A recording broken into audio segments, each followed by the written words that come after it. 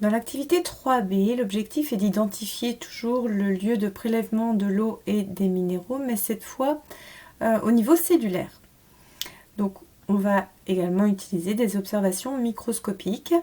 Cette fois, on vous fournit directement les observations et vous devez être capable d'identifier les structures sur un schéma. Donc là, vous avez une photo prise au microscope d'une coupe transversale, c'est-à-dire on coupe comme une rondelle de saucisson la racine. Et lorsque on observe la zone périphérique, on voit qu'il y a de très nombreuses cellules, des grosses cellules et puis des plus petites cellules en périphérie, avec notamment des prolongements que l'on nomme poils absorbants. Alors, vous deviez légender ce schéma ici. On avait noté les différents mots que vous deviez placer correctement. La cellule entière qui était représentée ici correspondait à une cellule classique de la racine, alors que cette cellule ici qui a un prolongement important correspondait au poil absorbant. On se rappelle que dans un poil absorbant, tout comme dans n'importe quelle cellule, il y a 3 structures importantes à retenir. C'est le noyau, que l'on observe ici, la membrane et le cytoplasme qui est l'intérieur de la cellule. On aurait pu également placer des légendes noyau, membrane et cytoplasme dans des cellules plus à l'intérieur de la racine. Le noyau aurait été alors ici, le cytoplasme aurait été cette structure-là, et la membrane, eh bien, la zone périphérique de la cellule.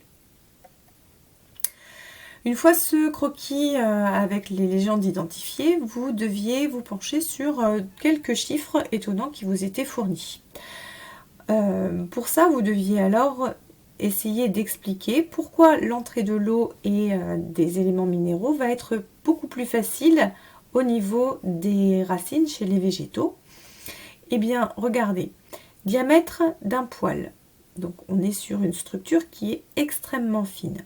Longueur du poil. Regardez sa longueur par rapport à son diamètre. Très long et fin.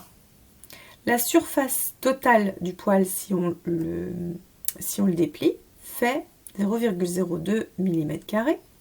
Si on considère le nombre total de poils pour une plante, comme par exemple le blé, on a 14 milliards de petits poils absorbants, ce qui correspond à une surface totale de 415 m², soit environ 2 terrains de tennis. Donc en gros, si on prend juste l'intégralité de tous ces poils pour un grain de blé, par exemple, un épi de blé, on va prendre tous les petits poils absorbants comme ça, on les déplie, on les met tous à plat, et bien ça correspond à 2 terrains de tennis en surface. Donc en fait, la surface totale de contact des poils absorbants avec le sol qui est à l'extérieur est extrêmement grande et c'est ce qui va permettre à la plante de récupérer beaucoup d'éléments tels que l'eau et les minéraux.